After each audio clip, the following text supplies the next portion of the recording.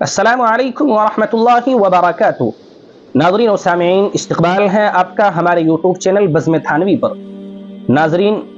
آپ جانتے ہیں کہ رجب المرجب کا مہینہ ہے اور لوگوں میں یہ بات مشہور ہے کہ آپ علیہ الصلاۃ والسلام کو معراج جو ہوئی ہے اسی رجب کے مہینے میں 27ویں تاریخ میں ہوئی ہے، اگرچہ باقاعدہ علماء کا بھی مشہور قول 27ویں ہی شب کا ہے، لیکن تحقیقی اور یقینی اور قطعی طور پر ہم یہ نہیں کہہ سکتے کہ شب معراج 27ویں ہی شب میں ہوئی ہے۔ اس میں علماء کا بہت اختلاف ہے۔ آج کی ہماری یہ ویڈیو بڑی تحقیق طلب ہے اور اس کے اندر ہم آپ کو یہ بتلائیں گے کہ معراج کے واقعے میں اس قدر اختلاف کیوں ہیں، اور کون سے مہینہ، کون سے سال، کون سے شب اور کون سی رات میں یہ واقعہ پیش آیا ہے، اور علماء کا اس قدر اختلاف کیوں ہے۔ پورے واقعے کی تفصیل متقدمین کی کتابوں کے اقوال سے آپ کے سامنے آ رہی ہیں۔ آپ بغیر ویڈیو کو اسکیپ کیے ہوئے ہمارے ساتھ بنے رہیں، انشاءاللہ یہ تحقیق آپ کے کانوں تک پہنچنے والی ہے۔ اگر آپ نے ابھی تک ہمارے چینل بزم تھانوی کو سبسکرائب نہیں کیا ہے تو آپ اس کو سبسکرائب کر لیں، کیونکہ اس پر علمی اور تحقیقی مواد ہی اپلوڈ ہوتا ہے۔ ناظرین، چلو چلتے ہیں، ہم اس کی پوری تحقیق پیش کرتے ہیں کہ واقعہ معراج کس سال، کس مہینے اور کس رات میں پیش آیا اور اس رات کی کیا فضیلت ہے۔ علماء سیر کا اس میں اختلاف ہے کہ آپ صلی اللہ علیہ وسلم کو معراج کب کروائی گئی ہے۔ چنانچہ پہلا اختلاف تو ہم آپ کے سامنے یہ ذکر کریں گے کہ سال میں بھی اختلاف ہے۔ چنانچہ جس سال میں معراج کروائی گئی ہے اس میں عموماً 10 اقوال ملتے ہیں۔ اکثر علماء کے نزدیک اتنی بات تو متعین ہے کہ واقعہ معراج بعثت کے بعد پیش آیا، البتہ بعثت کے بعد کے زمانے میں اختلاف ہے۔ چنانچہ ابن سعد کا قول ہے کہ معراج ہجرت سے 1 سال قبل کروائی گئی، ابن جوزی کا قول ہے کہ معراج ہجرت سے 8 ماہ قبل ہوئی، ابو الربیع ابن سالم کا کہنا ہے کہ ہجرت سے 6 ماہ قبل ہوئی، ابراہیم الحربی کا کہنا ہے کہ ہجرت سے 11 ماہ قبل ہوئی، ابن عبد البر کی رائے ہجرت سے 1 سال اور 2 ماہ قبل کی ہے، ابن فارس کی رائے ہجرت سے 1 سال اور 3 ماہ قبل کی ہے، سدی نے ہجرت سے 1 سال اور 5 ماہ قبل کا قول نقل کیا ہے، ابن الاثیر نے ہجرت سے 3 سال قبل کا قول اختیار کیا ہے۔ زہری سے نقل کیا گیا ہے کہ واقع معراج ہجرت سے 5 سال قبل پیش آیا۔ ایک قول بعثت سے پہلے وقوع معراج کا بھی ہے، لیکن یہ قول شاذ ہے، اس کو تسلیم نہیں کیا گیا ہے۔ ان اقوال میں سے سب سے زیادہ مشہور قول جس کو ترجیح دی گئی ہے وہ ہجرت سے 1 سال قبل کا ہے۔ اسی طریقے سے مہینے میں بھی اختلاف ہے۔ جس طرح وقوع معراج کے سال میں اختلاف ہے، اسی طرح مہینے کی تعین میں بھی اختلاف ہے کہ واقع معراج کس مہینے میں پیش آیا۔ اس بارے میں بعض جگہ 5 مہینوں کا ذکر مختلف اقوال میں ملتا ہے اور بعض جگہ 6 مہینوں کا۔ بہت سارے علماء کے نزدیک ربیع الاول کے مہینے میں واقع معراج پیش آیا۔ ابراہیم ابن اسحاق الحربی نے ربیع الاخر کے مہینے میں معراج کا ہونا لکھا ہے۔ عبد الغنی بن سرور المقدسی نے رجب کے مہینے کو ترجیح دی ہے، یہی قول مشہور بھی ہے۔ سدی نے شوال میں معراج کا ہونا لکھا ہے۔ ابن فارس نے ذی الحجہ میں معراج کا ہونا لکھا ہے۔ معراج کس رات میں ہوئی؟ علامہ زرقانی نے لکھا ہے کہ اس بارے میں 3 اقوال مشہور ہیں۔ پہلا قول جمعے کی رات کا ہے، دوسرا قول ہفتے کی رات کا ہے۔ چونکہ معراج کی تاریخ میں سخت اختلاف ہے، اس لیے رات کی تعین میں حتمی قول اختیار کرنا آسان نہیں ہے۔ تعین شب معراج میں اتنا اختلاف کیوں ہے؟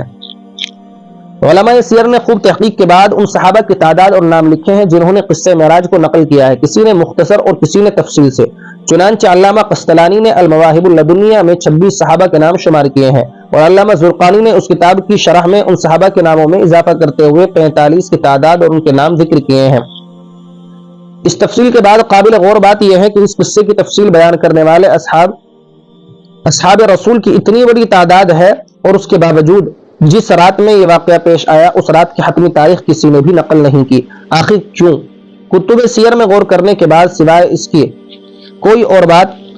سمجھ میں نہیں آتی کہ اگرچہ اس رات میں اتنا بڑا واقعہ پیش آیا، لیکن اس کی بنا پر اس رات کو کسی مخصوص عبادت کے لیے متعین کرنا نہ تو کسی کو سوجا، اور نہ ہی زبان نبوت سے اس بارے میں کوئی حکم صادر ہوا، اور نہ ہی اس رات کی اس طرح سے تعظیم کسی صحابی رسول کی کے ذہن میں پیدا ہوئی۔ لیکن اس کے باوجود یہ سوال پھر بھی باقی رہتا ہے کہ اگرچہ اس سے کوئی حکم شرعی وابستہ نہیں تھا، تاہم بمقتضائے محبت ہی اس طرف توجہ کی جاتی کہ جب حضور اکرم صلی اللہ علیہ وسلم کے خد و خال اور نقش و نگار کو بھی بمقتضائے محبت ضبط کرنے کا اہتمام کیا گیا، تو آخر اس شب سے اس قدر بے اعتنائی کی کیا وجہ؟ تو اس سوال کے جواب میں حضرت مولانا مفتی رشید احمد صاحب لدھانوی فرماتے ہیں کہ اس شب میں خرافات و بدعات کی بھرمار کا شدید خطرہ تھا۔ حضور اور حضرات صحابہ کرام رضوان اللہ تعالی علیہم اجمعین نے سد باب کی غرض سے اس کو مبہم رکھنا ہی ضروری سمجھا۔ اصلاحی خطبات جو حضرت مولانا مفتی محمد تقی عثمانی صاحب کی ہے، اس سے اقتباس نقل کیا جاتا ہے، یہ بہت اہم ہے۔ کہ 27 رجب کی شب کے بارے میں یہ مشہور ہو گیا کہ یہ شب معراج ہے اور اس شب کو بھی اسی طرح گزارنا چاہیے جس طرح شب قدر گزاری جاتی ہے، اور جو فضیلت شب قدر کی ہے کم و بیش شب معراج کی بھی وہی فضیلت سمجھی جاتی ہے، بلکہ میں نے تو ایک جگہ یہ لکھا ہوا دیکھا ہے کہ شب معراج کی فضیلت شب قدر سے بھی زیادہ ہے۔ اور پھر اس رات میں لوگوں نے نمازوں کی بھی خاص طریقے مشہور کر دیے ہیں کہ اس رات میں اتنی رکعت پڑھی جائیں اور ہر رکعت میں فلا صورتیں پڑھی جائیں، خدا جانے کیا کیا تفصیلات اس نماز کے بارے میں مشہور ہو گئی۔ خوب سمجھ لیجئے یہ سب بے اصل باتیں ہیں، شریعت میں ان کی کوئی اصل اور کوئی بنیاد نہیں ہے۔ سب سے پہلی بات تو یہ ہے کہ 27 رجب کے بارے میں یقینی طور پر نہیں کہا جا سکتا کہ یہ وہی رات ہے جس میں نبی کریم صلی اللہ علیہ وسلم معراج پر تشریف لے گئے تھے، کیونکہ اس باب میں مختلف روایتیں ہیں۔ بعض روایتوں سے معلوم ہوتا ہے کہ آپ صلی اللہ علیہ وسلم ربیع الاول کے مہینے میں تشریف لے گئے، بعض روایتوں میں رجب کا ذکر ہے اور بعض روایتوں میں کوئی اور مہینہ بیان کیا گیا ہے، اس لیے پورے یقین کے ساتھ نہیں کہا جا سکتا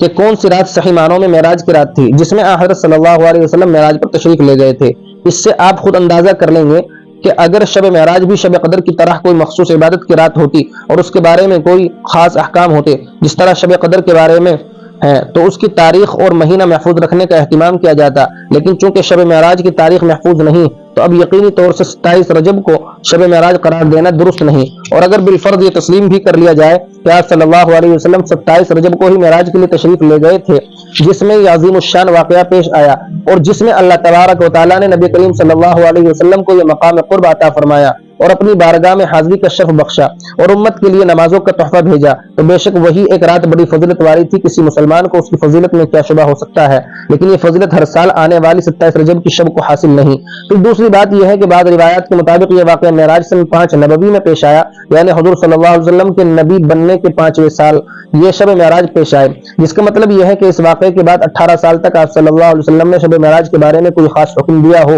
یا اس کو منانے کا حکم دیا ہو یا اس کو منانے کا اہتمام فرمایا ہو یا اس کے بارے میں یہ فرمایا ہو کہ اس رات میں شب قدر کی طرح جاگنا زیادہ اجر و ثواب کا باعث ہے۔ نہ تو آپ کا ایسا کوئی ارشاد ثابت ہے اور نہ آپ کے زمانے میں اس رات میں جاگنے کا اہتمام ثابت ہے، نہ خود آپ صلی اللہ علیہ وسلم جاگے اور نہ آپ نے صحابہ کرام رضوان اللہ تعالیٰ علیہ مجمعین کو اس کی تاکید فرمائی اور نہ صحابہ کرام رضوان اللہ تعالیٰ علیہ مجمعین نے اپنے طور پر اس کا اہتمام فرمایا۔ پھر سرکار دو عالم صلی اللہ علیہ وسلم کے دنیا سے تشریف لے جانے کے بعد تقریباً 100 سال تک صحابہ کرام رضوان اللہ تعالیٰ علیہ مجمعین دنیا میں موجود رہے۔ اس پوری صدی میں کوئی ایک واقعہ ثابت نہیں ہے جس میں صحابہ کرام رضوان اللہ تعالیٰ علیہ مجمعین نے 27 رجب کو خاص اہتمام کر کے منایا ہو، لہذا جو چیز حضور اکرم نے نہیں کی اور جو چیز آپ کے صحابہ نے نہیں کی اس کو دین کا حصہ قرار دینا یا اس کو سنت قرار دینا یا اس کے ساتھ سنت جیسا معاملہ کرنا بدعت ہے۔ اگر کوئی شخص یہ کہے کہ میں العیاذ باللہ حضور صلی اللہ علیہ وسلم سے زیادہ جانتا ہوں کہ کون سی رات زیادہ فضیلت والی ہے، یا کوئی شخص یہ کہے کہ صحابہ کرام سے زیادہ مجھے عبادت کا ذوق ہے، اگر صحابہ کرام نے یہ عمل کیا تو میں اس کو کروں گا، تو اس کے برابر کوئی احمق نہیں۔ حقیقت یہ ہے کہ صحابہ کرام رضوان اللہ تعالیٰ علیہم اجمعین، تابعین رحمہم اللہ و تبع تابعین رحمہم اللہ دین کو سب سے زیادہ جاننے والے، دین کو خوب سمجھنے والے اور دین پر مکمل طور پر عمل کرنے والے تھے۔ اب اگر کوئی شخص یہ کہے کہ میں ان سے زیادہ دین کو جانتا ہوں